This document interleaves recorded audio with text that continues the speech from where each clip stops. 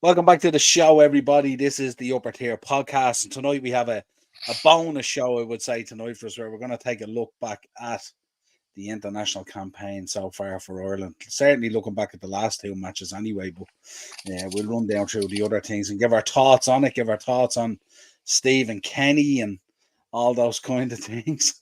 Can I watch it from behind? You might want to, but listen, before we go into that, of course, our thoughts and prayers go out to all the families tonight affected by that shooting in Belgium. Two Swedish fans shot dead, match abandoned at half time. Players wouldn't go back out on the It pitch. hasn't been confirmed whether they were Swedish fans or not, or they were just Swedish citizens living in the city. Maybe, yeah. Well, either way, I They're presume if you're unsure, but they are too Swedish. Well, I presume if you're two Swedish people, you would be fans of the Swedish team as well. You wouldn't be Well, fans of the they Belgian may team. not just be there for the football, is all I'm. No, maybe not. And I heard there might be a third as well, or a fourth even as well. I'm not too sure. And Well, he's still on the run to go, man. They haven't got him yet. yeah. And the video footage I seen. Did you see the video footage on Twitter? I didn't. I'm not on Twitter, unfortunately. But horrific. Shocking, man. Horrific. Yeah, absolutely. You'll never walk alone. 66 is in the building. How are you, my friend? We're here. Don't worry, just a little thing. Hi, fellas. KSI was Rob Badley. KSI wasn't Rob Badley. I'll tell you what was Rob Badley. The fans who paid for that absolute garbage were robbed. Absolutely. Michael Bisman said it best today. He said the fans and the people at the place were the ones who were robbed. It was a joke. God bless everyone affected. Yeah, absolutely. Very, very, very. We can sad. agree on that, pal. Morris is in. Heart goes out to the people in Brussels. Yeah, absolutely. It's just. I might skip that away game in Amsterdam if Morris is all right now.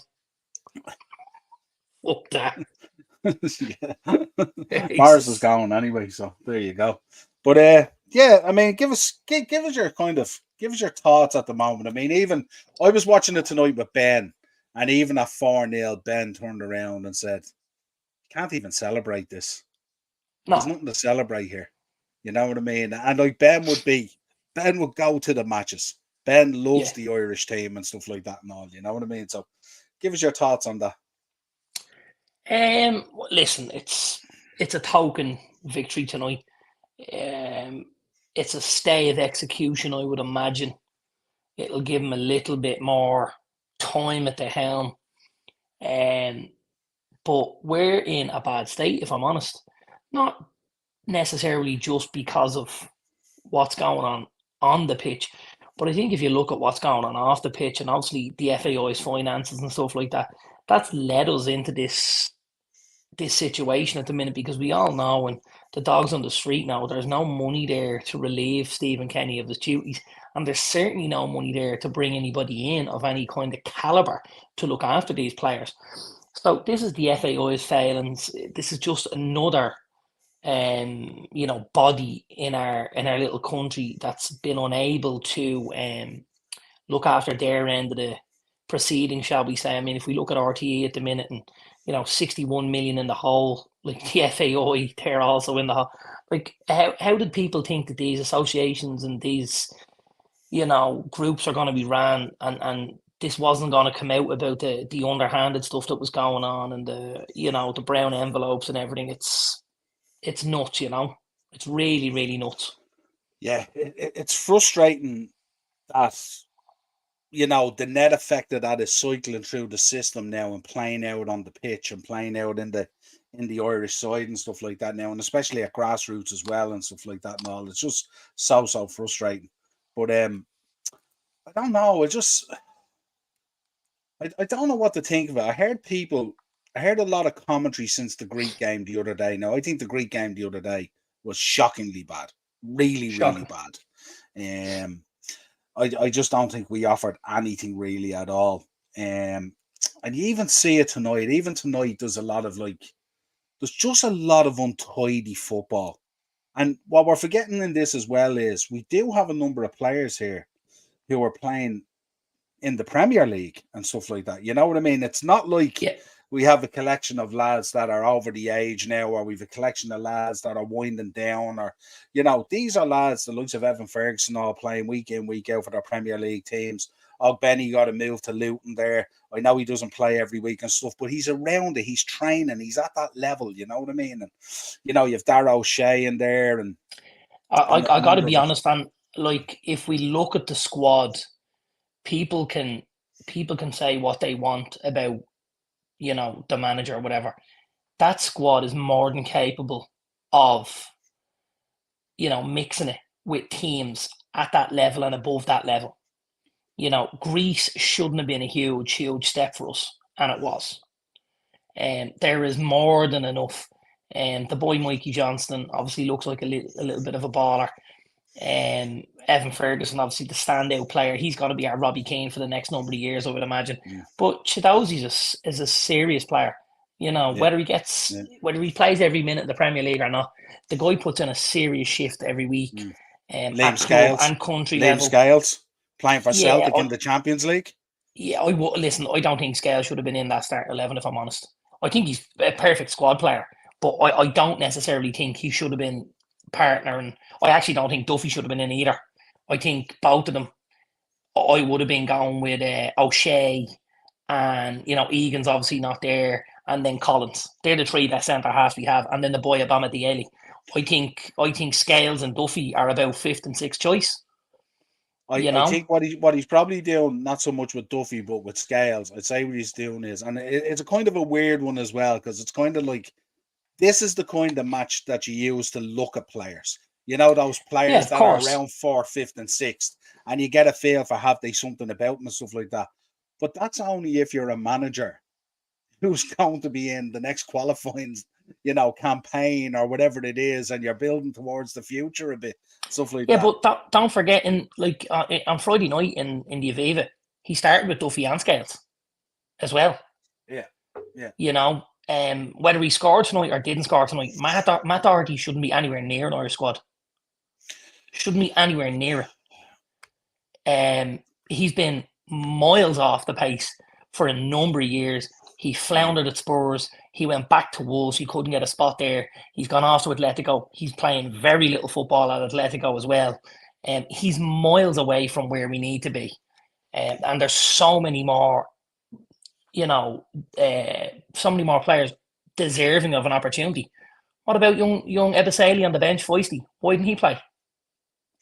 Why give game time to somebody like Matt Doherty when you have a guy like Ebisali on the bench who needs the game time at international level? That makes no sense. It really doesn't. And as you say, if this is an opportunity, the boy on Obama Diele should have played. He's a smashing centre half. He's been injured quite a bit, and he needs to maybe look at the robustness of himself. But he needs games at international level because he's now started to play games, for Forest and stuff like that in the Premier League. Again, what I would say to you is all of that makes absolute sense if you feel you're going to be the manager.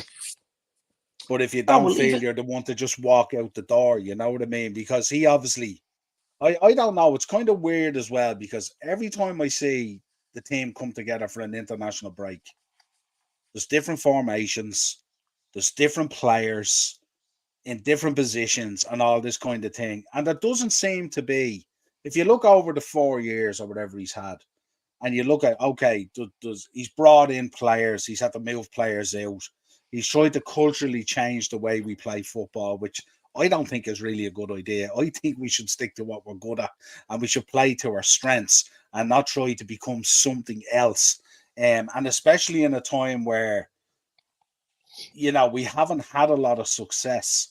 So we need to be trying to find some success to push us up the rankings, to give us that chance instead of dropping down the rankings and making the world so much tougher for ourselves, where we're like the 4th ranked or 5th ranked or whatever it is. And then we're going up against maybe 3 really good teams and a team similar to us and stuff like that. So the worse that this gets, the harder it becomes. But even the change there, if you look at the change, even from, if you think on Friday we played with 3 at the back, 4 across and 2. It was kind of very strange. Someone tell me why in a home game versus Greece, you feel like you need to go and play a back five. Yeah. Mm.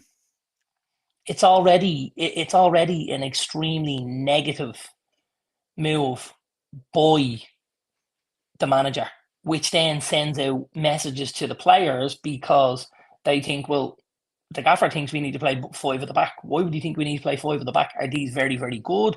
It sets question marks and stuff like that. Like, listen, I obviously understand the boy. The best defender we have is the boy John Egan, and he's out of action at the minute. So there is a train of thought which says, yeah, maybe because we don't have the guy who we want in there, we play a three at the back and stuff like that. But I don't genuinely think he's putting the right players in the right positions. Like the other night against Greece, he plays Benny as the wing back. Like it's He just bottled it, didn't he? Really, he really bottled it it's out of not fear. that it's not necessarily All that the stories, he, yeah, but all the stories that were coming out about Gus Poyet and how previous people involved had been giving him the heads up on stuff and all this kind of thing and all. I think we bottled it. I think at home it was so negative. You know what I mean? And again, we were it playing was Greece. And overly no negative. disrespect to Greece. Yeah, but that's what I mean. I mean, why didn't we go out there and play a progressive kind of lineup and play, go for it and stuff like that? Because, I mean, if we're going to sit back and we're going to get beaten anyway, what's the difference? We may as well, what's the difference if you get beaten by that scoreline or by a bigger scoreline at the end of the day? Anything that's ever got us anywhere as an international team was because we went and put it up to teams. That's how we did things. Whether it was under Jack, whether it was under Mick McCarthy, The first game of this campaign, against France. The first game of this campaign against France, the 1-0 at home, where we absolutely put it up to them and they were hanging on in that last 10, 15 minutes. And then you go and play a back five against Greece. Yeah. Because you're in fear. And that Greece game, that Greece game over in Greece, that's where it all started to unravel. Because that was a really bad result for us. I just think it's just, I don't know, it's just what do you make of it? Like a lot of the talk since the Greece game, and you hear it even in the punditry and stuff like that, is that we don't have the players. I don't buy into that. I think there's not a bad core set of players there at all. There's nothing wrong with the squad of players he has at his disposal. Absolutely none. You can 110% create a starting 11 and have impact from the bench with what he has at his disposal. 100%. But you have to put square pegs in square holes, and you have to stop putting square pegs in round holes. And you need to work on a formation that we're going to play no matter who we play against. Because if you keep changing your formation based on who we play week to week, well, then we're being reactive to the situation instead of being proactive and going to try and play our own game and stamp our authority on it. If every time, we turn up and we've Greece this day and we've Gibraltar that day and we've France that day, if we keep changing from, one set of tactics to the next and from one style of football to the next, very difficult for a team to find, right? Very difficult for a team to find some fluidity and some movement and stuff in that and build confidence in. And that's a huge issue as well. Yeah, what do you make Morris's comment here? If there's no money, why are they paying an amateur 550 grand a year? Plenty of people because as international managers go, that's chicken feed. Yeah, well, that would be my view as well. I've said that a couple of times to Morris as well. Like 550 grand is big money in our world. It's not big money in international managers' worlds. Well, it's huge money in it's huge money in Stephen Kenny's world because he's worked in the League of Ireland for years. Yeah, so, absolutely.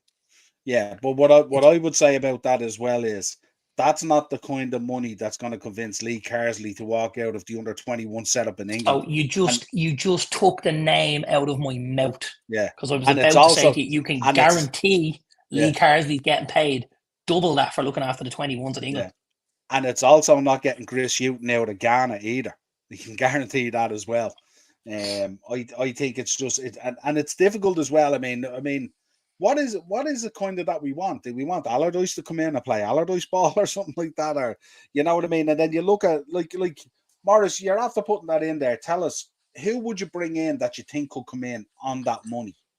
that would be up to it. There's And there's listen, and that's nobody not me. there's That's not nobody me for that defending money. Kenny. Yeah. No, because I think we're all in agreement. Thank you very much. Was that something nice? Did he say something nice about me? He did.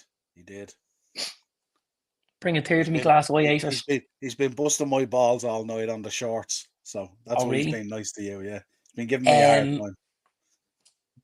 Yeah, I got quite a lot of heat about this, I have to tell you. Quite a lot of heat. I was standing outside the tennis club tonight as I was on my way home, and rugby training was on. And obviously, I'm a bit of a figurehead out in Rat Oak. Everybody knows who Darren is, the tennis coach, because I'm there 14 years. But as every single Rat Oak rugby player walked past me, they turned, looked, and scowled to the point where the lady I was speaking to said, "Have you been touching people's wives?" I said, "No." I said, "Worse." And she said, "What?" And I explained to her. She said, "I'm not on social media. I never knew a thing." She said, "They look like they're ready to kill you." I read some of the comments.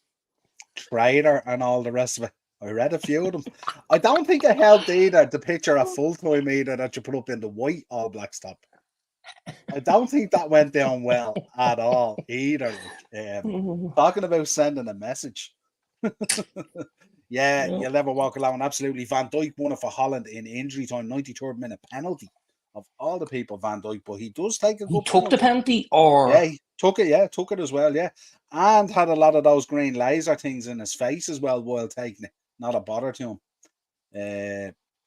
See that 17-year-old we were linked to today? No, I didn't. I hadn't seen it. I haven't seen much at all. But if you know, let me know. Love to know what happened with Sammy. Credit to Doherty on 2 assists and a goal. Scapegoated often. Stop, Morris, will you? He's absolute dog shit. He is dog shit. He's getting bounced around like a fucking cheap basketball from Decathlon, because everybody that gets him in thinks we'll get him back to where he was, and he's nowhere near there and won't ever be there again. Probably goes down as probably one of the worst mullets either as well, doesn't it? That last one that he had. That was bad already, wasn't it? Dreadful.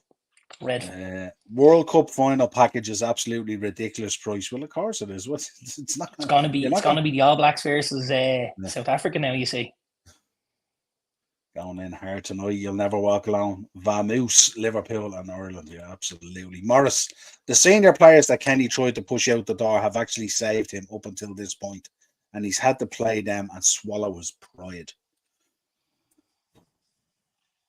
I don't know. I don't think there's many senior players would keep around. I got to be honest with you. You hear a lot of players talking before these games. I listened to Shane Duffy on Thursday or Friday talking before the Greek game, and you swear he was going to go out and die on the pitch for Kenny. Didn't happen. Didn't happen. Far from it. Far from it. Niall, have you? He's fifth or sixth choice centre back for Ireland at the minute, behind Egan, Collins, Obama Diele, Dara O'Shea, and then obviously Scales. Duffy shouldn't be anywhere near that squad for my money. I haven't booked it yet. You'll never walk alone. And I said it to the missus and all, so she's to come back to me with dates she wants to do it. And now she's heading to Glasgow, 23rd of November or something like that. She likes to know trip your missus, doesn't she? She loves the Christmas markets. She loves them. She'd walk around Oh, markets. just mean she likes a trip in general. Oh yeah, absolutely. She's at S Club 7 tonight. Some would say she'd go to the opening of an envelope. Possibly, but something she doesn't. The way she likes going doing stuff. Before she goes, she regrets saying she'll go. Because she said to me tonight and all that she didn't fancy going tonight. And she was supposed to go to another gig a few weeks ago and something happened and all that. But then when she goes, she has a great time and she's glad she went. One of those. Absolutely. Yeah. Eno's in, ladies and gentlemen, football fans of the internet land. Is it Thursday already? I must have been in a coma and never even realised. No, it's not Thursday, but we're on the road to it. Don't worry. We do have the players, so whose fault is it? 3 years of shit with this joker. 100%. He got a pay rise mid-campaign. Why? He got a pay rise mid-campaign? Yeah, he was on 5. Got a pay rise. No, they did. They banged him onto 550 from 5, wasn't he? He got 10%. He did, yeah. Really? As far as he started out on 5, and mid-campaign he went to 550. Yeah, there you go. It's always a Was it problem, like isn't it, a? Was it when you like award failure? a? Yeah. Was it like a? Jesus, I don't know. We're gonna compensate you for all the abuse you're getting. Like, is that what? No, he probably went to one of those FIFA International Managers Committee meetings somewhere, Got and a badge or a and stamp? he was chatting to Southgate about the 6 or 7 million Southgate's getting. And he said, "Surely you can throw me 10%." Um, uh, Niall, also, buddy, can you start doing some of these live streams at 9 p.m? I would appreciate it if it's not too late. We normally do 9 p.m. and we normally do 8 p.m. for the wrestling ones. The reason we're 10 tonight is because we were watching the Gibraltar game for our sins. That's why tonight's at 10, my Yeah. friend. It's the razzle dazzler on the pod, folks. It certainly is. The Monday morning quarterback. I can't control the budget. There's loads of managers out there, though. He's losing them He's losing them He's money losing their based. money based He's on the money based on attendances, though, as you've attendances, seen the though, other as you're night. saying. Yeah, absolutely. And sure, even it was mad looking at tonight, wasn't it? I mean, the commitment. I mean, we have to take our hats off. The commitment to the Irish fans over there again was just outstanding. Literally, that We far had this, stand was yeah, just but we full of had this Irish. conversation. You would need to be on copious amounts of narcotics to decide you were going to spend any type of money flying to Portugal, staying in Portugal, and getting a ticket for that game to go and watch that absolute dribble. Come on now. And I would Do you say know what it is? and with Morris's point, he's right. We are feeding into it almost. Yeah. Do you know what it is? I'd say probably what it is they've gone to a lot of Irish games, and they probably wanted to fancy going to an away game to see a win. Because it was a guaranteed win. Or good lord, I mean, they may just stay in Portugal, Yeah, absolutely. Acers is in. Love to see Dazzler locked drunk doing hacker. We can arrange that on Cameo if you want, or on OnlyFans if you're willing to step up the dough. Christmas party. Yeah. Yeah, and if you throw an extra 50 in, you'll wear the shorter grass skirt if you want. Like the Usos. Darty wears his heart on his sleeve, though. Yeah, I think there's Brian's there as well, to be honest. Yeah, I was going to say the bottom of his studs. Yeah, fucking he'll cabbage. never walk alone. He's a young lad from the Bundesliga and plays for Schalke. One to definitely to keep an eye on in the coming months. Yeah, it should be interesting. Apparently, we're going to sign 2 in January. That's the talk. See all Ireland Two fans 17-year-olds. No, we're in advanced talks for your man Andre, but I believe Arsenal are in as well and a couple of others. But apparently, we're in advanced talks for your man. Now, are we talking about your man, Mysterious Girl? No. Well, that'll be okay. Is he at the S Club party tonight, do you think? He might very well be. Mysterious Girl. See all Ireland fans travelling back from France with bed bugs gear. See na. Right. It's a joke how much for the food at the Liverpool Christmas market. Yeah, but it's Christmas. You know what I mean? People are trying to earn a few bob at Christmas. Like, look, the cost of food is a joke all year, not just at a Christmas market. Come over here, you'll never walk alone. I was going to say, here. You don't want to be in the States trying to eat. Good Lord, is that silly money? 17 quid for a Bud Light. Yeah, and then but the food they do make up with the portions. Some places, not all. You gotta know where to go, don't you? Got those 2 DVDs in the mail this morning. Big thanks, Niall. Not a bother, pal. You're welcome. Absolutely. Henry's in. What's the crack, Niall? I'm in shock with the 2 Sweden fans shot dead as I was doing the watch along. Yeah, it's just this is the world we live in now. Hey, it's Henry. so sad. For a massive Yorkshire pudding, it's £15. Yeah, but is it the ones you get at the Camden markets that has like a Sunday dinner in it? Probably that'd be a filled one. Yeah, absolutely. Yeah. Because my nephew was over there last week. His girlfriend has just started going to college over there, and they were in the Camden markets last week. And the picture I got was of a giant Yorkshire pudding, but it had a Sunday roast in it with the gravy over it. So you're talking about a thing that's nearly the size of a frisbee. Yeah. A little bit smaller, but you get me drift. Pretty close. Yeah, absolutely. Yeah, well, look, 15 quid for it. That's the equivalent of 15 quid for a carvery in a pudding. You know. Absolutely. Don't come over here for food if you think that's bad. Home of No. Bemadeli. Darren, totally agree. Slick on the ball. Yeah, absolutely. I mean, that's, look, I don't know. Who's this fella in?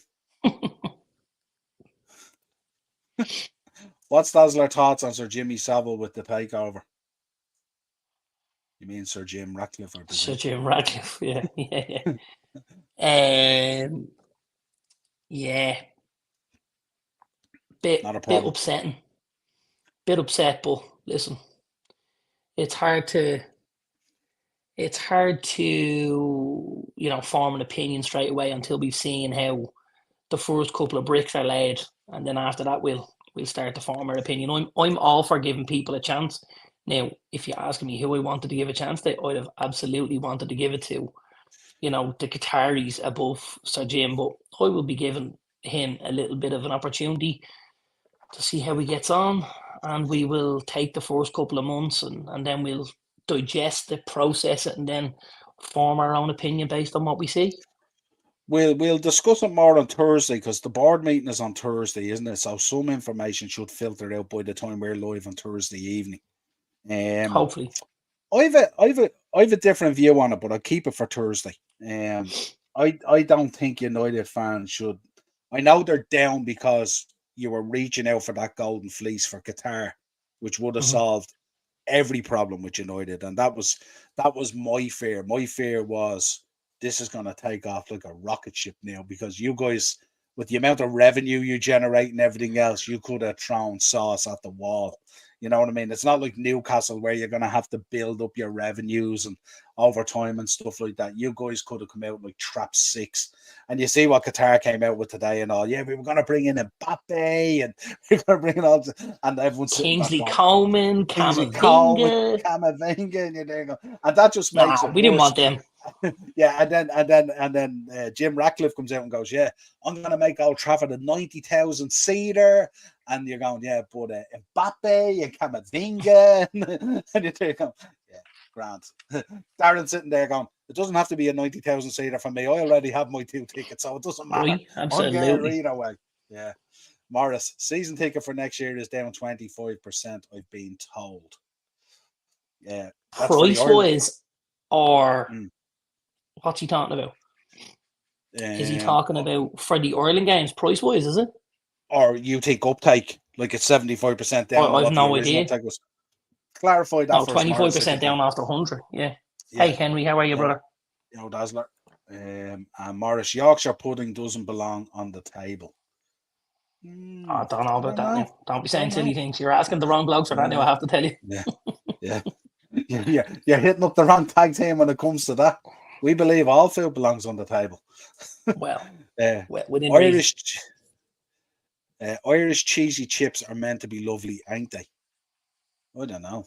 Irish chips are nice. I don't know. I don't normally go for the cheesy ones. I don't. I wouldn't be mad into too much mess. I don't eat cheese. Yeah, I do like chips on 2-batch heels. I'll put that out there. Would you take the Glazers out for 5 years if Stephen Kenny managed United? No. It's an interesting one. What do you think of 2 players in for LFC for January? Yeah, that's the talk, Henry, but we shall see. But be interesting to see who they're looking at and stuff like that. It's starting to get into the silly season now. There was links today to the Napoli player as well, which is, for me, absolute nonsense. Which one? I filtered through. Victor. Nonsense. You know what I mean? So I filter that out. Filter that stuff out, and then I go, yeah, that 25 million guy in Fluminense, Andre, yeah, he's kind of where we kind of operate sometimes. Casemiro was a massive loss out with ankle injury. He's out for the Brazilian game, I know, tomorrow. But I'm not sure. I don't know. Is he going to be out for the weekend or not? I'm not too sure. And even if he is out, he won't be a massive loss until he gets back. He won't, because they're going to obviously play the boy Amrabat in that position, which will free up Mount and Bruno ahead of him. And then we have a left back sorted for the weekend as well, because I'm pretty sure Wan-Bissaka is back as well. So Dalot can play on the opposite side. So you could end up with Wan-Bissaka and Dalot, and then your first game back is Sheffield United as well. No disrespect to them again, but it's huge for us. It has to be a win, though. Yeah, Yeah. I mean, Lavi is injured out till December. Yeah. Jesus, he's had no luck, that kid, has he? No, he hasn't. Why do I see? What way do I do this? You can mod, my friend. Why do I see? I have to set this up. Just 1 second. This one went into its screensaver. You see, can I get it up here? You chat trouble away. getting it up? Sometimes. I haven't hit that age yet. I've got a couple of years left of me, I think. I'm still a stallion, like, thankfully. It's on the way. Don't worry. Probably. And you know, I'll have to embrace it when it does come. But for now, you know, good and strong. No, You can call me No More Nails. Tech 7. There you go.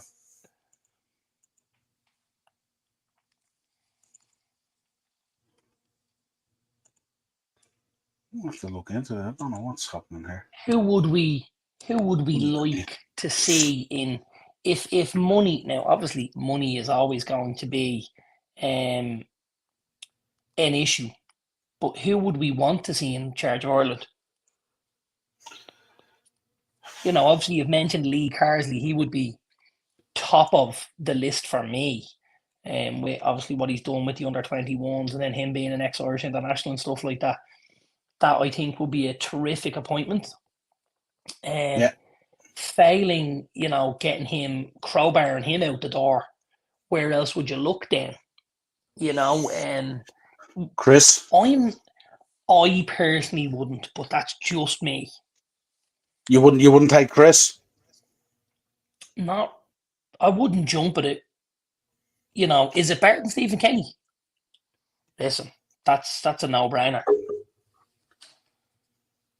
This lemon is better than Stephen Kenny. Yeah, absolutely. But smells great.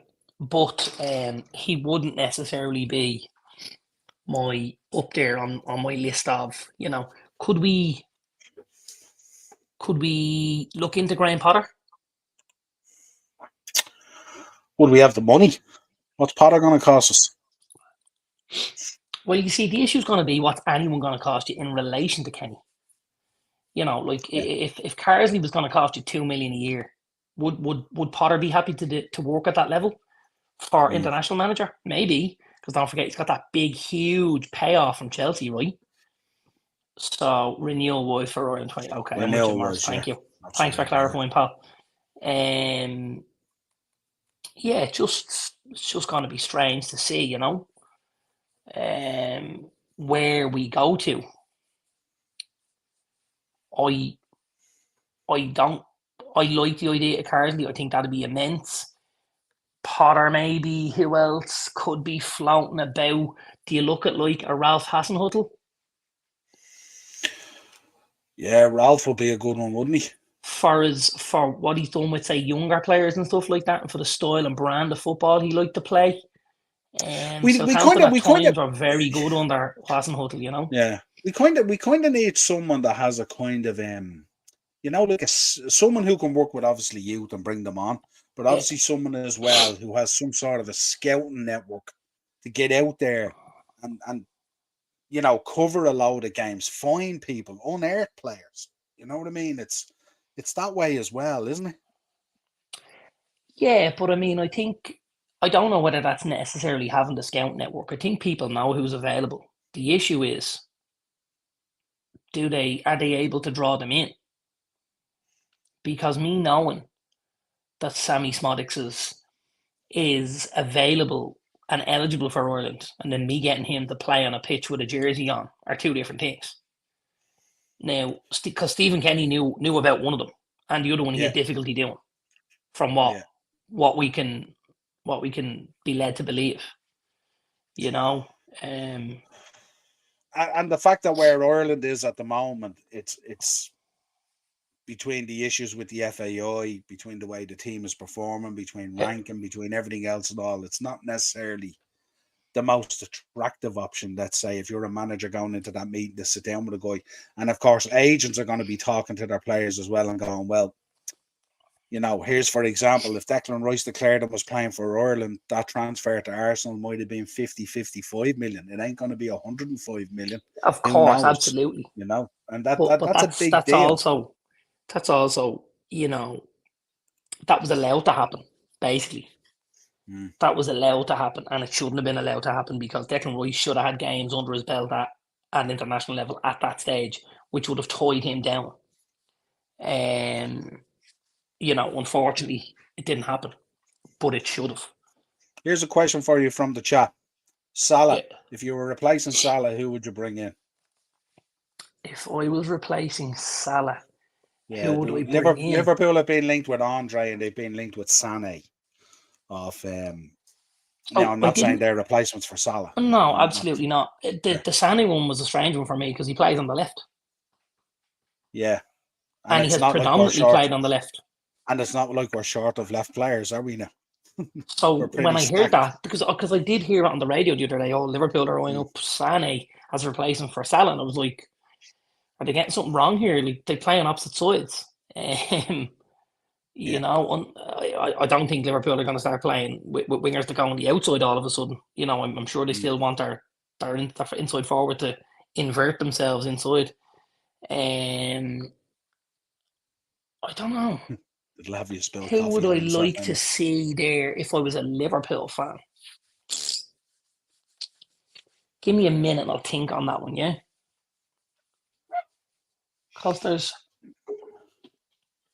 there's not listen, it would depend how much you wanted to throw at it, doesn't it? Like, are you throwing crown jewels at it type thing?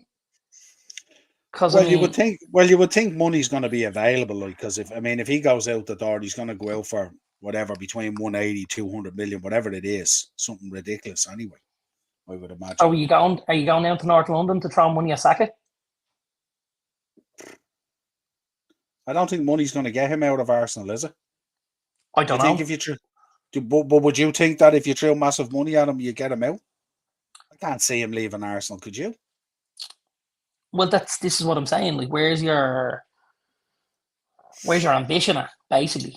Like, if I'm serious about going and challenging for what I want to challenge for, I think he's one of the first players I look at, and I probably go through all the options to getting him out of Arsenal before I decide I need to move further down the list, if that makes sense. I'd say it would depend on how the season goes as well. Because if Arsenal weren't to win the Prem this year, you've got a pattern developing there. Does he look at that and go, well, listen, doesn't really matter how long I stay here, we're not going to land it, so I need to go somewhere where I might have a better chance of doing it, let's say. And I'm not necessarily Liverpool is the home for that either. It could be.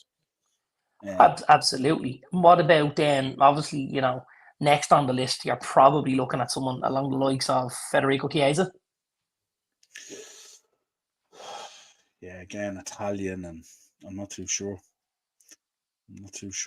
Like, there isn't a plethora of really, really good, right wingers, let's say, or right midfielders who can invert and stuff like that.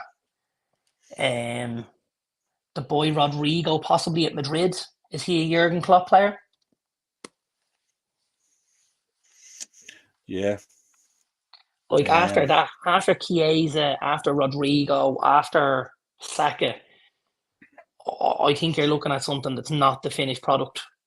And then it's, maybe you're investing elsewhere to put the team in a better situation, because you're losing, obviously, this huge part of the jigsaw, and you don't necessarily think you can replace like for like.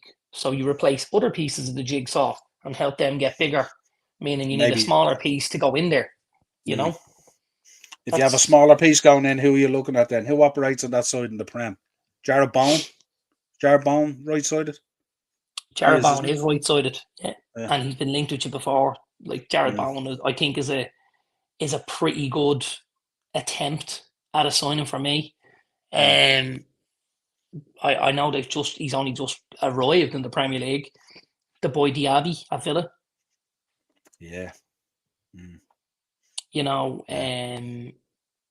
a player that was linked with lots of clubs over the last number of years, and obviously arrived at Aston Villa for a fraction of what he'd been touted as. Mm. Because there was huge money being put on the table for him over the last couple of years, and Leverkusen kept pointing it off, and he went for a more modest fee, let's say. I would take big money though to get him out now, I'd say. Absolutely. Yeah. What you make of this, Absolutely. Morris? I'd love to see Ollie get the job or Arsene Wenger. Arsene Wenger, I don't think we could afford. Ollie, I'm not too sure. What you thinking on that? I'd hate to see Ollie get the job. I would hate to see Ollie get the job. I just saw he did at United. I wouldn't be a huge fan of it, so it's a no for me. And I think again, he's a stretch. He's a huge stretch. Mm. And I assume you're not having either of those boys, are you? Absolutely not. Yeah, I knew that straight away. Do you know something? I reckon Morris put that in there because he knew that answer as well. 100% he knew that answer. There was talk though. There was talk of Roy Keane today. I was watching one of the Talk Sport shows. Roy Keane came into a conversation about it. I'm available, Dazzler, for the job. Would you take me? There you go. What's the crack, Niall? Daz, how are you, my friend? Thanks for joining us. Good seeing you, my friend. Hey, Daz, how are you? Potter has a heap of money anyways, Niall. He's being paid for the next few years. And this is why I'm saying maybe you could stick 2 million on the table and say, Graham, you've got that nice big fortune to feed off, but we'll keep you ticking over, for a minimal amount of effort, and put 2 million in your back pocket. Damien Duff and Pat Devlin. Damien Duff, I don't think would be getting a job off the FAI after recent times, let's say. I doubt that very much. Steve Bruce being dismissed, but he's 500 million times the manager of Kenny. He is, but it's not the step you want to take. I think when you've been through what we've been through with Kenny, I think everybody needs a lift, and it needs to be a big lift. And I don't know if Steve Bruce gives you that, unfortunately. Yeah. And then to listen to him shoehorn Alex Bruce into a bleeding team as well would be upsetting, to say the least. Yeah. I'm okay, Henry, and you got 2 shorts tomorrow and Thursday and maybe on Saturday. Nice kill as. All right, Morris, what's the crack? Kubo from Real Sociedad. Yeah, absolutely. Or Kubo is that Rafael Leao plays on the left, so that's another no. Yeah, absolutely. And is the boy Kubo he's talking about Taki? I presume so, yeah. Also plays on the left. So you're playing. You've got it. Yeah. And the only reason I know it is he tortured Diogo Dalot last year, in one of the games. So again, they're all left-sided. Unless Liverpool are going to start playing with somebody who goes down the outside instead of somebody who tucks in, which would be a huge, huge change in philosophy for Klopp as well as personnel. Absolutely. 2 very good players, though. 2 very good players, but just 2 really tidy players. Yeah. Well, I mean, like, you can have Matoma if you want, but he plays on the left as well, so that's another issue. Yeah. We can keep. Yeah. Yeah, there seems to be a player of left ones, doesn't there? There just doesn't seem right. Seems to be the shortage. Yeah, but think why? Think why? Yeah. Because you're looking for a left-footed player who comes inside. Yeah. The reason why we can find all these players that play on the left is they're all right-footed. Yeah. Yeah. The lefts are much harder to come by. Yeah. Henry's in. Salah is irreplaceable. Henry, I would say you're old enough like me and wise enough to know that no player is irreplaceable. We've been following Liverpool for a long time now, and we've seen some amazing players replaced, and we've also seen it in the Premier League across the board. Absolutely. Sané is so average. Jota is better than him, and Gakpo. I don't know. He's doing the business at the moment at Bayern. He's an extremely different player than Jota, though. Yeah. I mean, he's a much quicker player than Jota. He's a guy that can go past somebody, beat somebody, and put a ball into an area. I think Jota's the guy you probably want in that area when the ball is put in, because finishing wise, Jota's up there at Liverpool and always seems to do very, very well in the air for a guy who's not very big for me. Morrison need to attack Chelsea from the outset Saturday. I don't think you're going to have any problem with Chelsea. And the reason I say that is the biggest change in Chelsea's fortune over the last couple of weeks has been the boy Cole Palmer. And he's out injured now, isn't he? He got injured on England duty and got sent He home. did, yeah. So He did. I don't think you're going to have too much to worry about there. Morris, hope you beat Chelsea on Saturday. Yeah, absolutely. That will be really, really tough to sign Saka. Can't see us wasting our time. But I don't think it'd be a waste of time. I think the valuation might be just ridiculous. But the other thing, I think sometimes it's not necessarily about wasting your time. It's about showing intention. I think if you can show your intention to the fans, this is what we wanted to do, and this is what we're trying to do. I think if they understand that you maybe can't get a particular player in, but this is where we wanted to go with it, it can help to ease things. James Redmond suggested Musiala, which is such a good idea in my opinion because he can play right wing as well as midfield. He operates as well. Most of his best work, though, is most of his best work not on the left side, cutting into the centre. He plays very centrally most of the time. Yeah, he's not necessarily not necessarily a quick player. He's extremely quick with train of thought and mind, but he does either play a little bit deeper in midfield, or he kind of plays in behind somebody like a Harry Kane. He doesn't tend to operate on the wings. He tends to arrive from deep as well, doesn't he? Very much the way Kane plays as well. And that's the conundrum at Bayern Munich at the moment, because himself and Kane, that's why they've changed the way Kane plays now. Because Musiala kind of plays the way Kane was playing at Spurs for the last couple of years. Kane now needs to become a 9 again and not get involved in the game and just become Erling Haaland and score when the ball is put in front of you. Because now we have the quality feeding him, so why not? Right. Yeah, absolutely. So he doesn't need to. Yeah, 100%. Also, Niall, you're forgetting we have Sabaz, who played right, in Germany. Yeah, absolutely. I'd actually said that on the show. I did a show a week or two ago, and the question came up about when Salah goes off to the AFCON. And I think I said it to you as well, Darren, didn't I? That Dominic was shot into that role. And then your question was, well, what happens then to your midfield? So maybe that's the...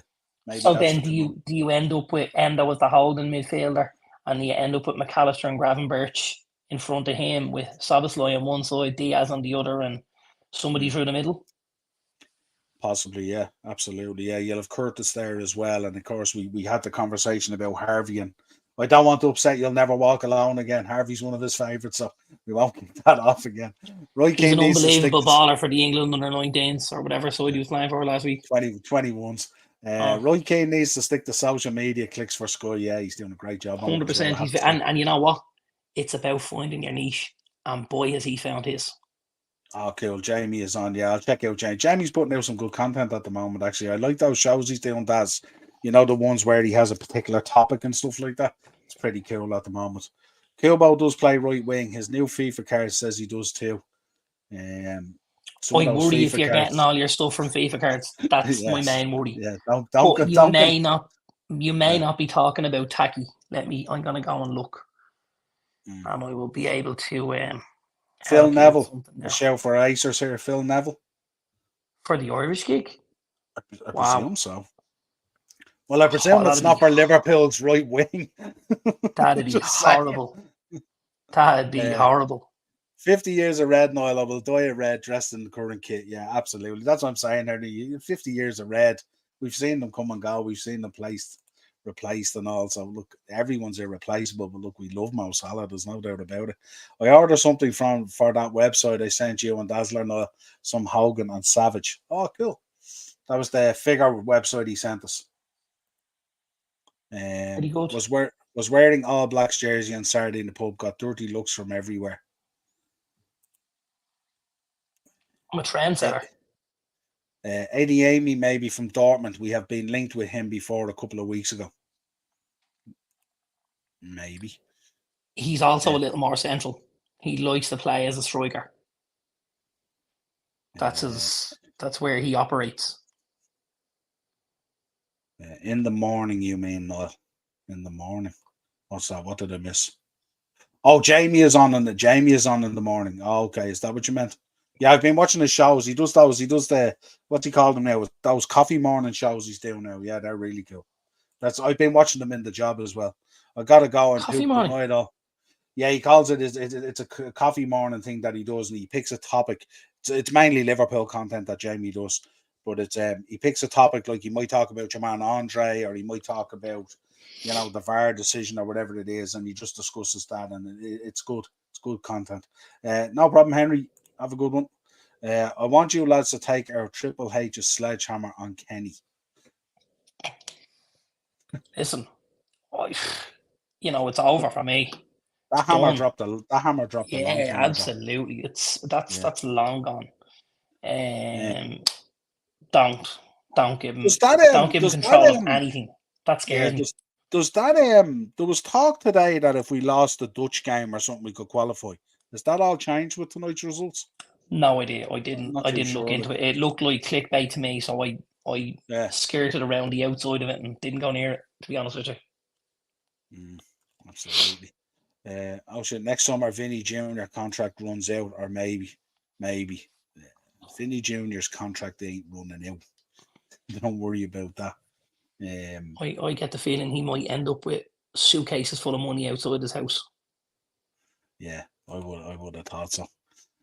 Also a guy who plays on the left up, just throwing it out there.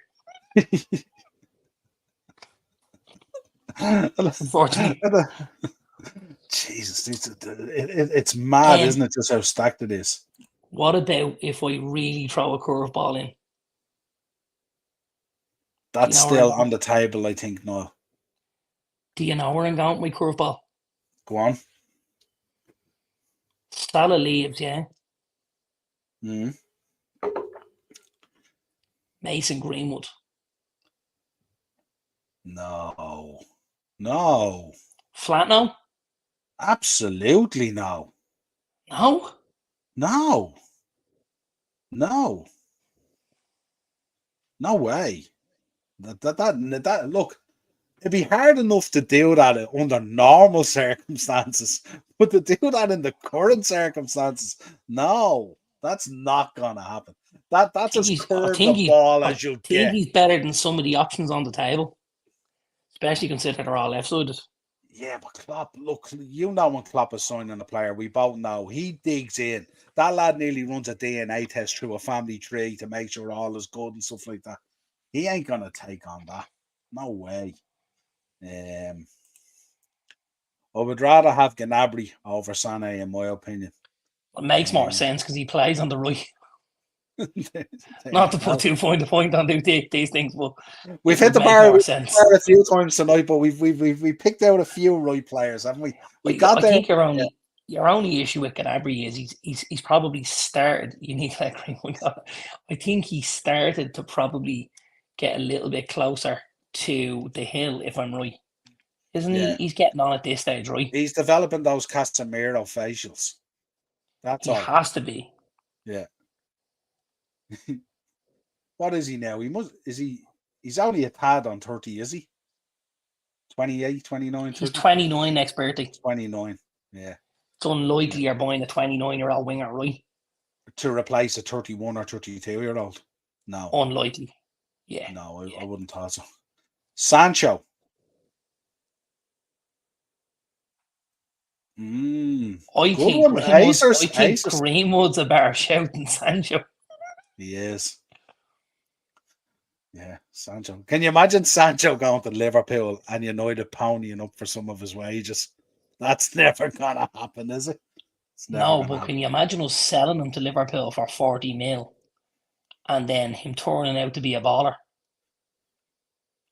Well, if you're ever going to see Dortmund Sancho again, Klopp is probably the place where you would see it, isn't it? If anywhere. Possibly. Yeah, I would have thought so.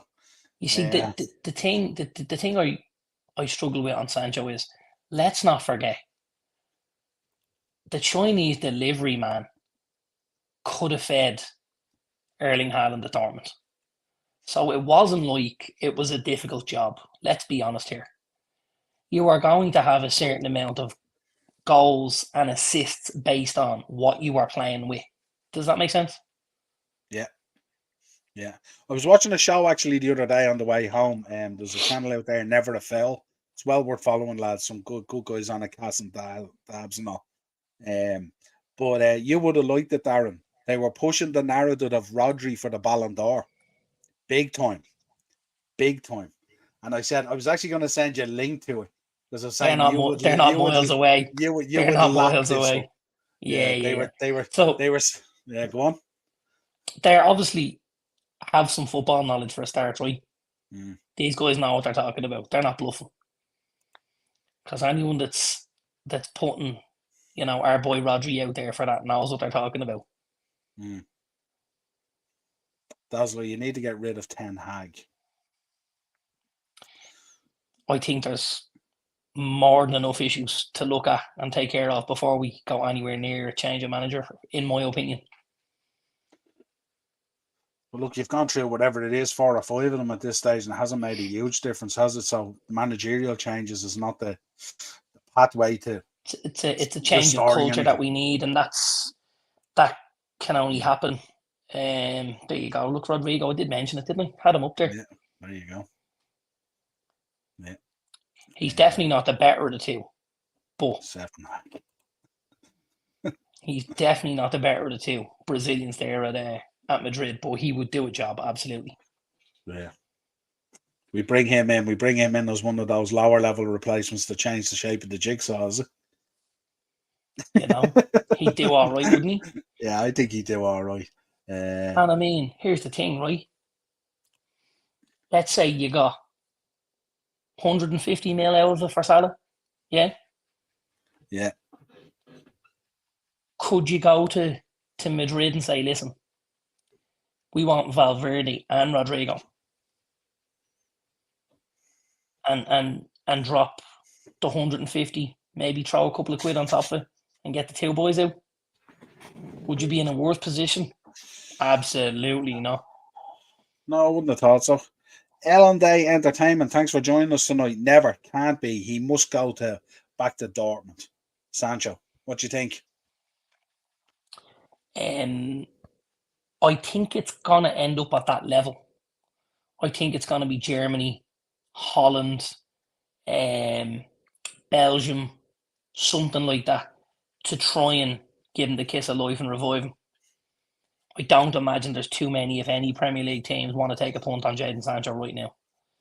So do you think he can rediscover his form? Do you think he could find it again? I think he'll find some sort of form, but I think, again, unless he goes in and starts playing at Manchester City next to the boy Haaland, I don't think he's going to rack up those stats again. I just don't. I think it would be even difficult. I don't think City are going to take him back in. They seem. They're absolutely not. Sorry, and I wasn't suggesting that. Yeah. But my point is, that's the only way I would see him getting to that level. Yeah, Sir Jim is a massive fan of Ten Hag. Well, it makes sense anyway. Listen, Jim's going to go in there if that deal goes through on Thursday. He's going to go in there. He's going to be rocking enough boats. The manager is the last one he want to be rocking. Please, no one suggests Ivan Toney. Definitely not suggesting Ivan Toney because he's a striker, not a right winger. Let's just go with that one, can we? Although I'd have no problem playing up the middle for us. Absolutely not. Ivan Toney is an exceptional talent, and he's a Liverpool fan as well. I don't think he is. He is? Yeah, he's a Liverpool fan. I don't think he is. As far as I know, he is. I don't think he is. I'm pretty sure he's a Newcastle fan. Turbiddy in for Kenny. He'd imagine it. He'd have to take a pay cut, Morris. Take a pay cut. David O'Leary. No. God, no. Lord. Now, here's the two things I will tell you. First of all, you will not meet a nicer man than David O'Leary. He's an absolute gent.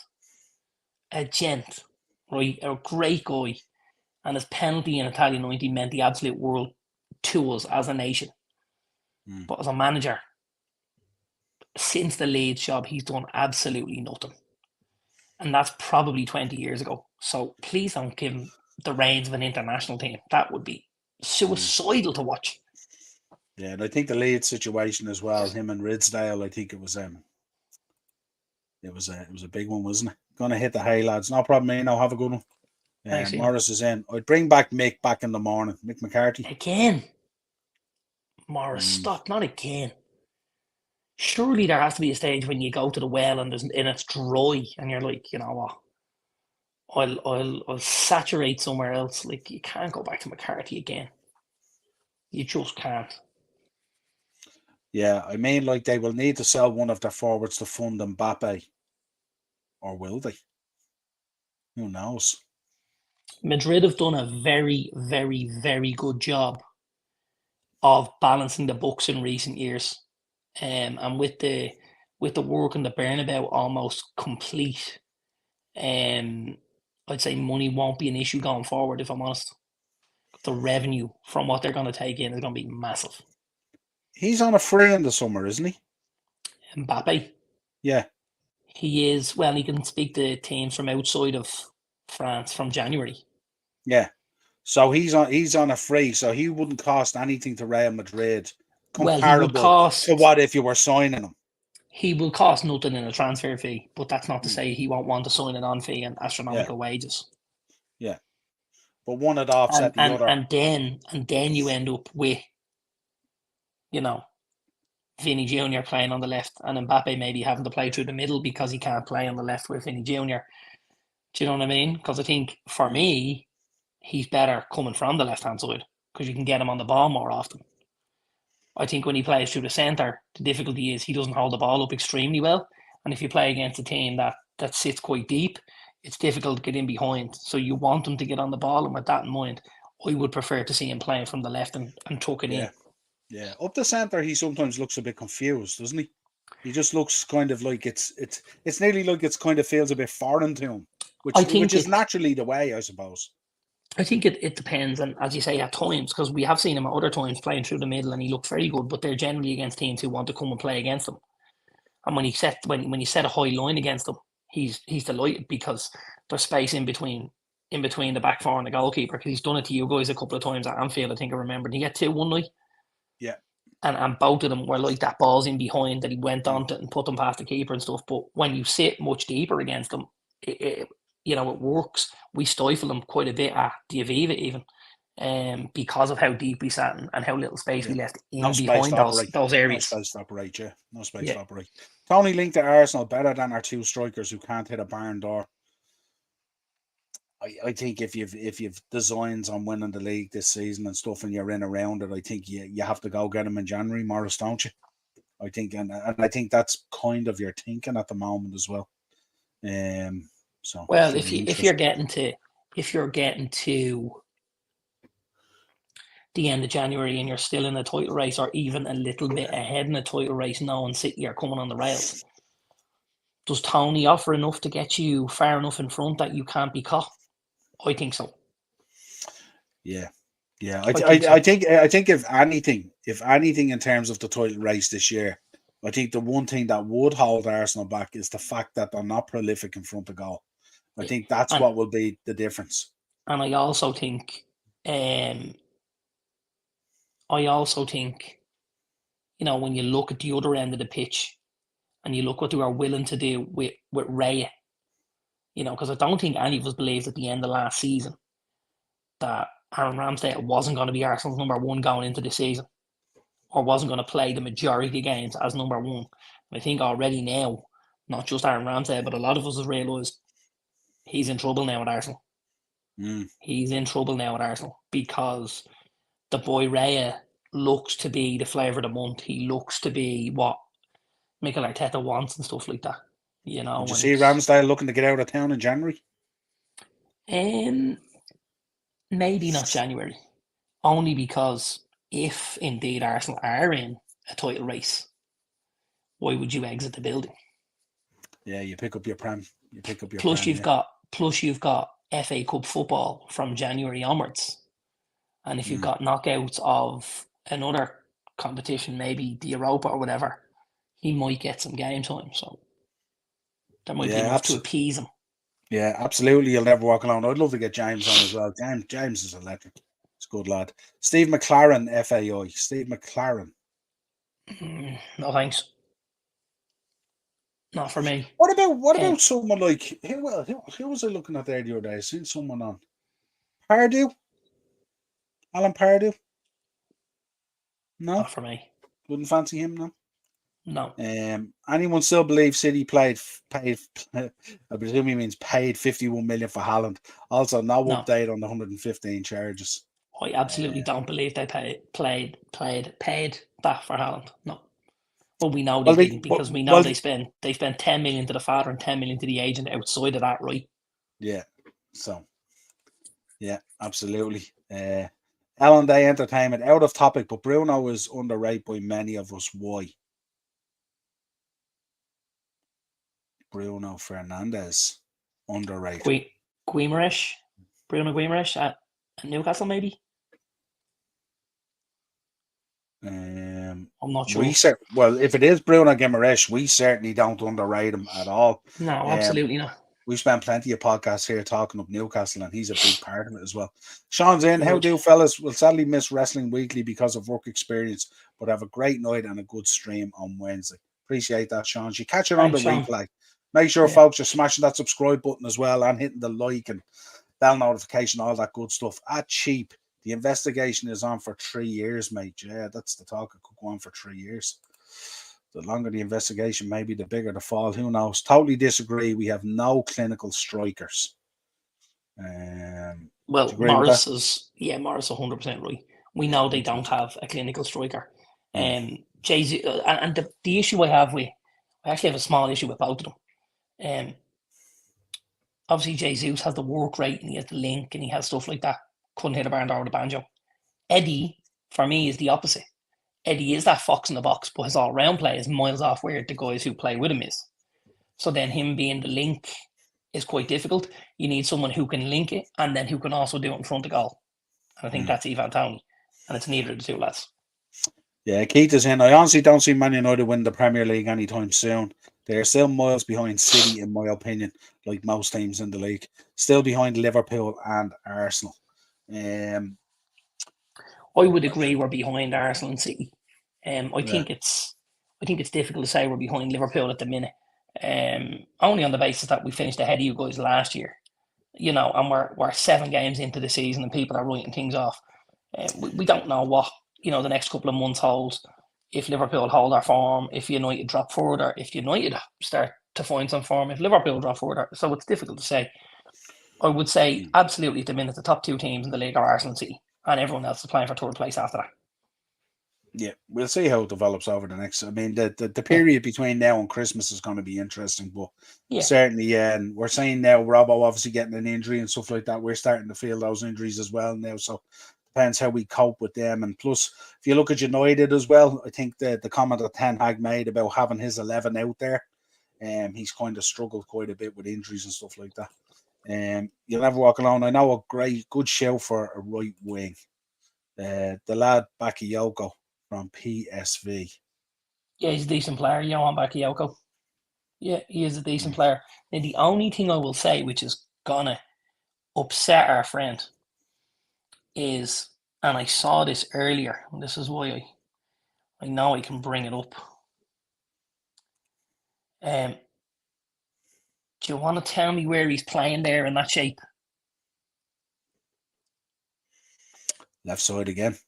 He's playing on the left. Now, generally, at PSV, he does play on the right.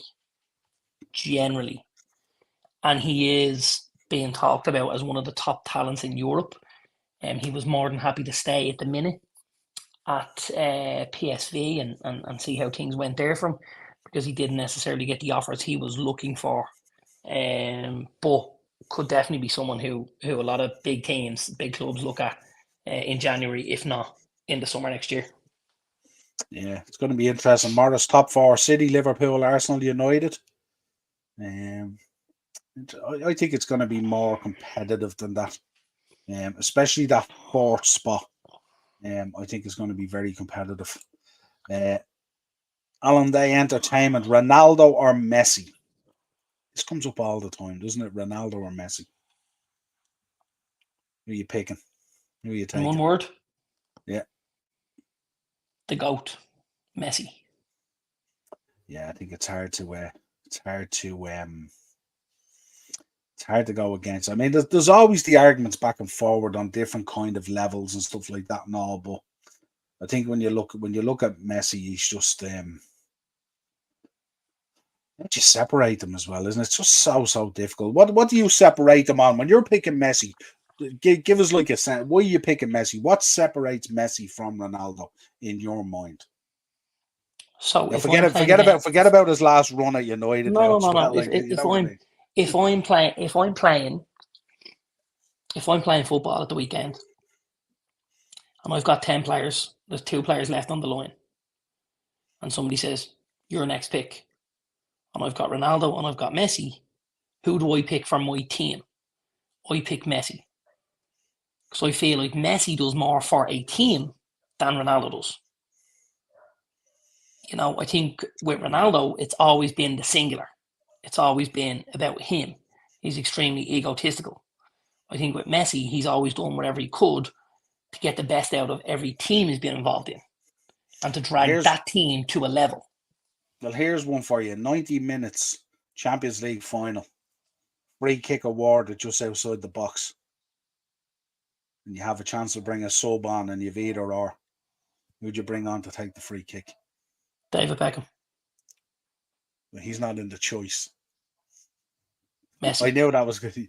You're bringing Messi on still. He's the man for. Okay, well that sums it up then. United should get 9 points out of 12 points in the next 4 games.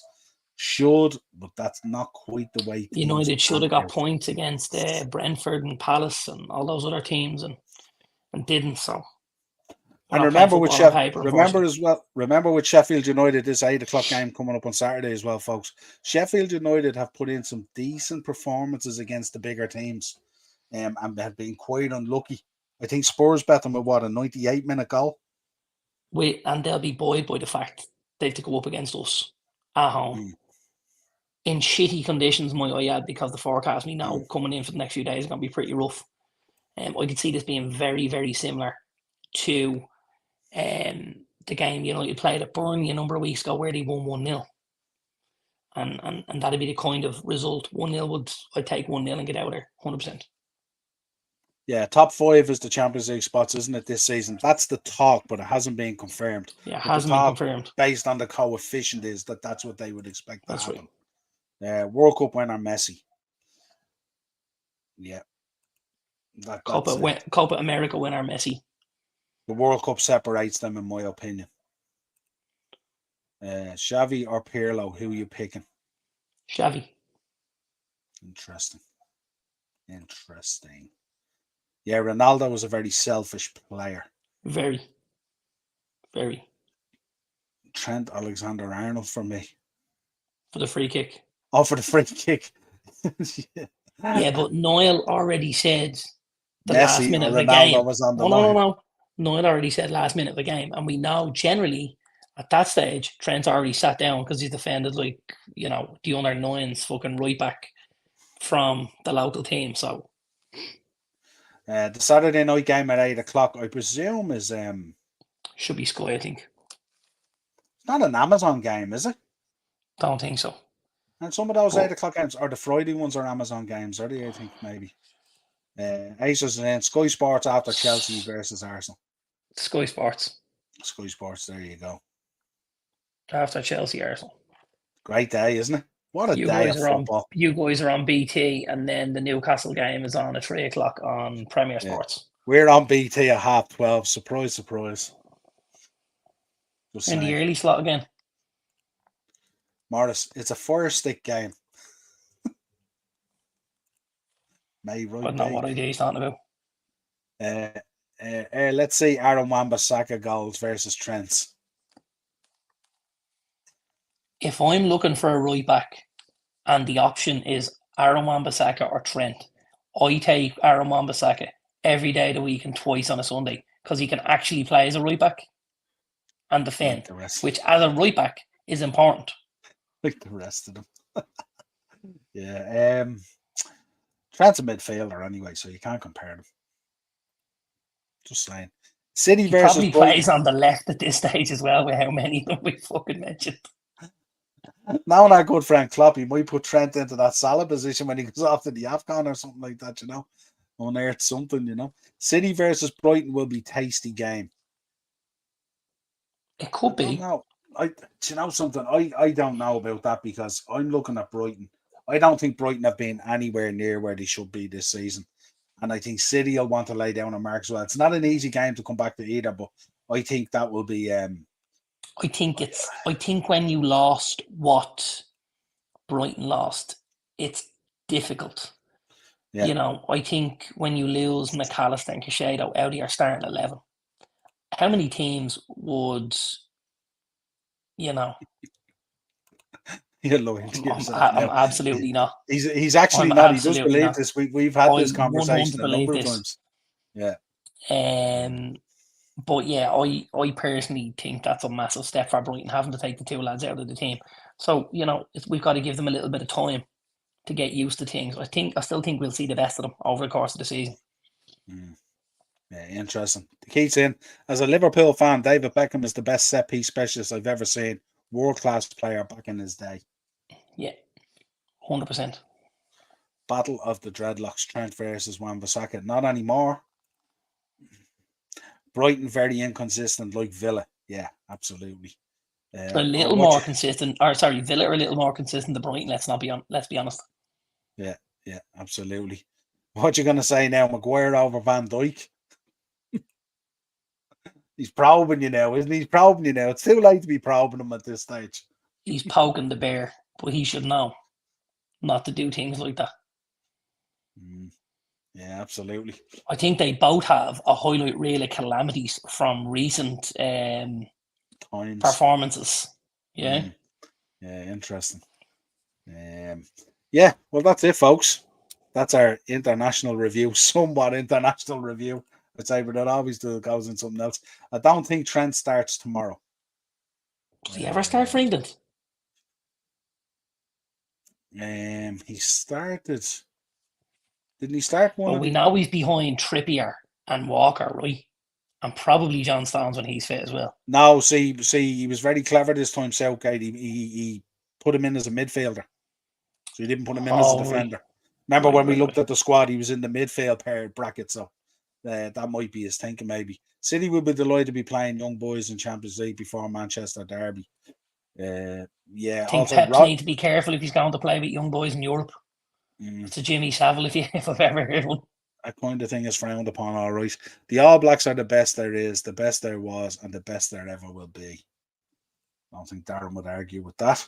Right, folks, until next time. I am back tomorrow evening with Mark. We'll be doing kind of a Monday mashup show, but we'll be talking about all the latest news, including the developments at Man United in terms of the takeover, plus a lot of other stuff coming through as well. So join us 9:00 tomorrow night. We didn't do the mashup tonight because the Ireland game was on and we wanted to do a show on that. So tomorrow you'll kind of have a Monday, Tuesday mashup if you like, but it won't be reviewing any games, obviously. But Mark will give us his thoughts on the Ireland situation as well. Wednesday, I'll be back at 8:00 with Pro Wrestling Weekly, our weekly dose of pro wrestling and all the latest news, stuff like that, including looking at Tony Khan's Twitter meltdown and various other things going on there. Thursday, I'll be back with Darren for Thursday Tier Talk, previewing all the Premier League action, beat the bookie, all that kind of latest news and everything. And we will definitely have an update on the Man United takeover and what the fallout is and giving our thoughts on that. Things should be a little bit clearer by that stage. Thanks, lads. Have a good rest of your evening. Absolutely. And Keith's in. Where are you doing the Mount Rushmore episode? We're going to have to figure that in somewhere, aren't we? We said we'd do a Mount Rushmore episode. I'll figure that out with Darren and you'll see it. It will go up there. Are we doing wrestlers? Yeah. We're going to do a Mount Rushmore. Yeah. Is it? Yeah, 4. Yeah. Is it 4 or is it 5? 4, isn't it? It's 4, isn't it? Yeah.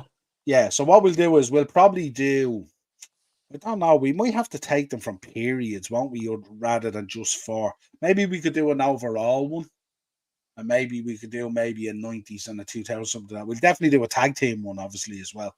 But we'll put them together. We'll definitely do them. You'll see them going up there, and we'll figure no matter. Well, listen, we know the tag team one. We know who's going to be right at the top of the Mount Rushmore for the tag teams, don't we? Yeah, absolutely. They'll be just fresh out of the penitentiary. Sure will. Did you see his You see his new tattoos? Yeah. Our boy Jay. He looks Yeah. great, doesn't he? Yeah, he looks the best, alright. He looks now. As much as Jay looks great, how bad does Jimmy look? Yeah. Like Yeah. you've got one guy going that way, and you've got one guy falling off the edge of a cliff. Yeah. The other lad's making Solo look good. Do you know what I'm saying? 100%. Ace are so easy. Undertaker, Hulk Hogan, Ric Flair, and Macho Man. It's never that easy. It's never that easy, my friend. It might not be that easy, but he's probably not a million miles away. Let's be honest. He's not a million miles away, but if you're two off, you're 50% on this deal. Would you be too off on that? I think so, yeah. I think so. See, again, I'd have to look at it because, like, it's... Who are you not putting in out of them? Well, I know you're not putting Macho Man in, so that's okay.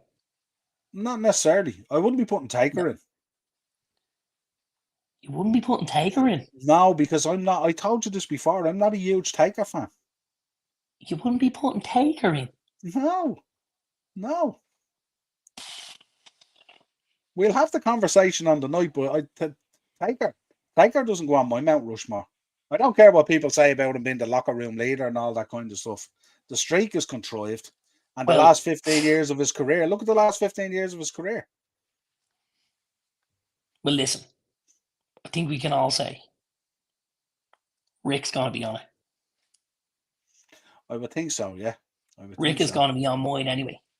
Look, they're all lashing them in here now. It's like we have a follow-on show here now. Look, HBK has to be in there as well. No, he doesn't. Oh. Cody, Seth, Hogan, and Cena. Stop, Daz. Stop now. Stop that now. Daz, I like to think you're a knowledgeable wrestling fan. Don't be doing that now. Putting Cody Rhodes on a Mount Rushmore. Stop that right now. In time, maybe, but not right now or anywhere near it. Everybody is leaving the stadium in Belgium and being closely watched. I'd say they are, yeah. I'd say there's snipers on the roof and everything. Absolutely. I'd say that's all being marshalled very well now. At this, Would you? At this stage, you must be caught, I'd say. Does Roman make it to our Mount Rushmore? I've very high standards when I talk Mount Rushmore.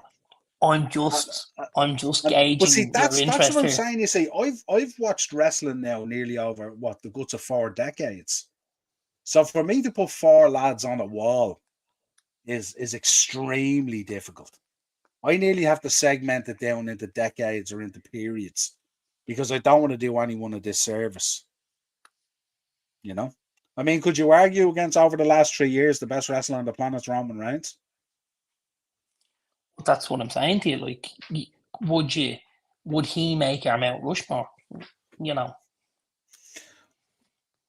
I think if you look over the last maybe 10 years, certainly. But if you're doing all time,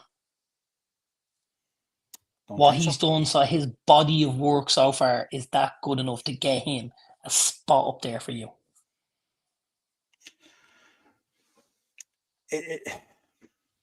I don't know. I suppose if you look back on it and you look at the longevity of it through the Shield and everything else and all, you'd have to consider it. But if you look at his key body of work, you know, through the bloodline and stuff like that, where he really stepped out of himself and became this guy and stuff like that, I don't know. Is it enough? Is it enough when you're talking about the likes of Flair? You know, when you're talking about guys like that, does Roman Reigns' body of work stack up to Ric Flair's body of work? You see, I think it's difficult for anyone to stack up to Ric Flair's body of work, right? Kenny's in. How are you, Kenny? Flair, Hogan are dead certs. I think one of them is. There you go. See, it's such a debatable thing, isn't it? End the stream immediately. Look at Aces. Yeah, end the stream. Expressions. Goldust is better than Cody. I'm not here. Listen, it's definitely Goldust was good. It's definitely a discussion. It's definitely a discussion. No decades or periods, lads. Just 4 people. See? Do that, Marcy. Well, no, I agree with Morris. That's like it's a tough road, but you've only got one Mount Rushmore.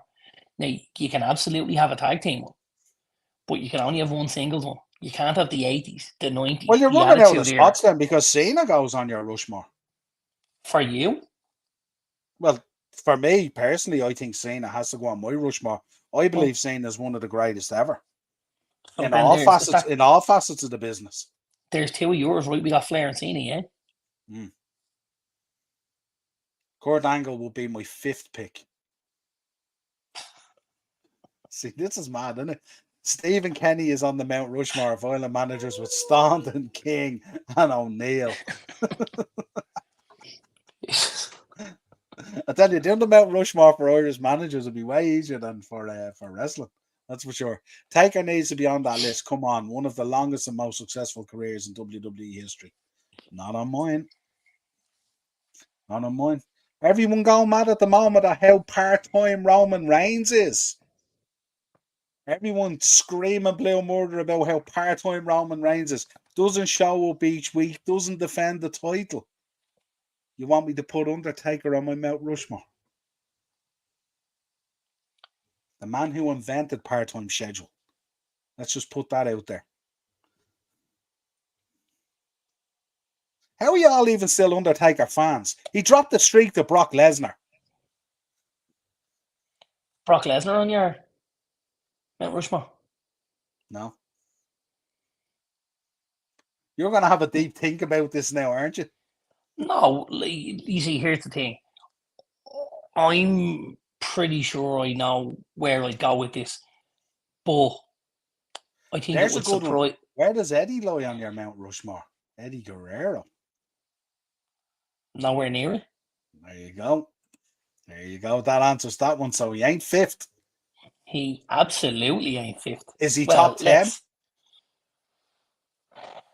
I don't want to give too many away. Yeah, don't give too much away. But let's just talk about this, right? He's behind Roman Reigns, John Cena, Ric Flair, Hulk Hogan, The Macho Man, Stone Cold, The Rock, Shawn Michaels, Undertaker, and give me one more just for shits and giggles. Sting. There's one for you. He mentions him every week, no matter what we're talking about. Does he? Every week. It does literally. I think he has a comment ready to just press the button on. Yeah. Absolutely. He goes pretty close to getting us out kayfabe every week, doesn't he, as well? He does. He tries his best. He really does. Absolutely. I think he'd appear on a different Mount Rushmore, in fairness. Right, folks. Until next time. We'll definitely put this. Jimmy Savile, Larry Murphy, and Joseph Fritzl. Yeah, Ian Wadley and your woman. Oh God! Or Ian Bradley, was it? Whatever his name was. Remember the Moors murders or whatever? Yeah, crazy. Fred West, Bret Hart. Can't give too much away here. We're not going to give too much away. I'll tell you what we'll do. We'll look at my schedule and Darren's schedule. Benoit watches the Chelsea Raw according to Acers. Carvo's in. Big up, lads. How are you, Carvo? Joining us just at the tail end. How's things? Carvo, I don't want to give you the bad news, pal, but you're going to have to change that picture when Sandro Tonali is locked up for criminal charges. Just throwing that out there. Did I read today one of the lad decided to turn state evidence and throw them under the bus about who shared the betting app? Did you read that today? Oh, no. Yeah, no, one of them turned around and I think he offered the other two up. Yeah, not good. Not good. Imagine walking back into a dressing room after doing that. Selling your boys down the river and not taking your punishment. That's rough. That'd be the equivalent of Ivan Tony going, it wasn't me, it was Mbuemo. He robbed my phone. Worth a try, like. Crazy. Absolutely worth a try. I wouldn't like to walk back into a locker room after doing that to my fellow. Wouldn't have to. You could walk into a different one. They're going to sell you either way. Yeah, that's true. Yeah, absolutely. You walk into Arsenal's dressing room, they'll kiss his ring. Damn, I go away and Tonali is joining the cast of Orange in the new Black. Yeah. He's going to look like a blood orange by the time it's over. What is it with Italian football? What is it like? What, like, is there something over there? Are they serving something up either in the pasta or in the wine or whatever it is? It's just every corner you turn over there, there's an issue, isn't there? You Still, just can't still stop the it. still the worst pizza I've ever had in my life was in Italy. Ever, Really? Really? ever. The worst pizza I've ever had in my life. Fact. I'm What in one did you Rome. order? What one did I'm you in order? Rome, and of course, I said to this little guy, we're in this little cafe in Rome. Oh, I'll have a pizza. What do you want on it? I'll have pepperoni. The man looks at me. Pepperoni? Yeah, yeah. No, no pepperoni. No pepperoni. What? You sure? Didn't know what pepperoni was. Mm. I'm like, meat? You have meat? No. In the end, do you want to know what I got? Probably a ham, olive, cheese combo type thing or something, was it? I got a margarita with shaved cold Parma ham over the top of it. I left the pizza on the table and got up and walked out. I just, I just left it there. There had to be a better option than that, no? Shaved cold Parma ham onto the top of a smoking hot margarita pizza. I just stepped up away from the chair and I said, "Get your coat, we're going." And we walked out the door, down the little street, and straight in to the McDonald's that I could see. And got yourself a Horrific. pepperoni pizza burger. Had to I hit told you, the old I told McChicken you, sandwiches then. I told you about the pizza burger I got in Dallas with the lads, did I? No, but that sounds amazing. I got this burger. It's about the size of a side plate, and they wrap it in a pepperoni pizza. The burger's in the middle of it, and it's called a pizza burger. We got it in Dallas, Can you and send me photos of that? I have it somewhere, yeah. And I'll tell you how good it was. I was contemplating not going home, and I'm not a pizza fan at all. I'm not a pizza fan at all. I'm not mad into pizza. Like pizza would be down my level of what I'm ordering and stuff like that. But this came over and this was like sensational, sensational. Man. You cut it in half to get into it and all, or? I had to cut it in half to deal with it, and then I enjoyed it so much. I was having it with our friend Graham. Graham ordered one as well because he liked to. We were having nearly like a food challenge thing, you know. Graham was eating away, nibbling away on it. I knew he was struggling. I put him under pressure, saying, "Are you struggling?" I was three quarters way through. He was still like a hamster on the side of it. And then I said, if you want to cut that in half, I'll give you a hand. I don't want you getting embarrassed here and stuff like that. Polished off half his one as well. Then I proceeded to go back to the hotel room and sweat like a wildebeest for a few hours from the meat sweats. But it was sensational. It was sensational, I have to say. Yeah. Dino as well, who was with us as well, can vouch for it. It was unbelievable. Vegetarian pizza. Disgusting. Remember when Bobby Boucher showed up to Italy with a pepperoni and the Mud Dogs won the Bourbon Bowl, do you? Round Rushmore of meals, please. A Rushmore of meals. Interesting. I know what's right at the top for me. I'm I looking at just you and I'm thinking T-bone steak. T-bone steak right There at the you top of go. it. There you go. And now Right, steak like is well up there. hanging by the bone. T-bone all day long, man. I love an L T-bone. Mount. Mason Mount.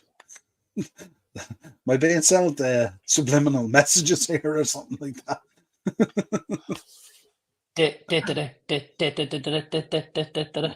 Right, folks, we gotta go. We will be back. Don't worry. T-bone steak. Give me hell yeah, lads. Yeah, absolutely. T-bone steak.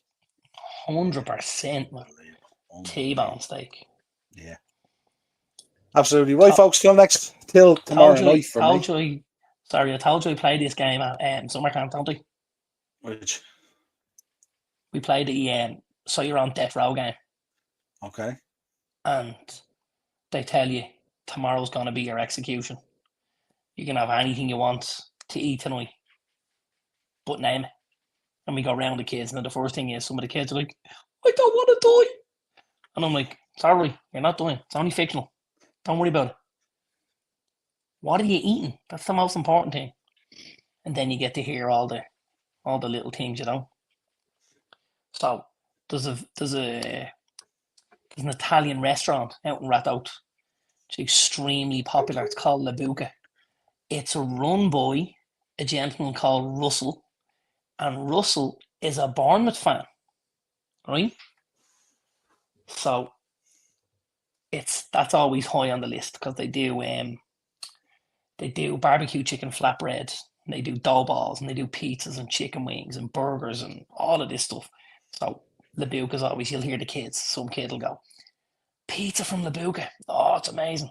Dough balls from La Buca. Amazing. Chicken flatbread from La Buca. Amazing. Blah, blah, blah. But I get to this one little kid, and I says, what are you going to have? What are you going to have? He looks me straight in the eye, says, a bucket of Kentucky Fried Chicken and a bottle of KFC.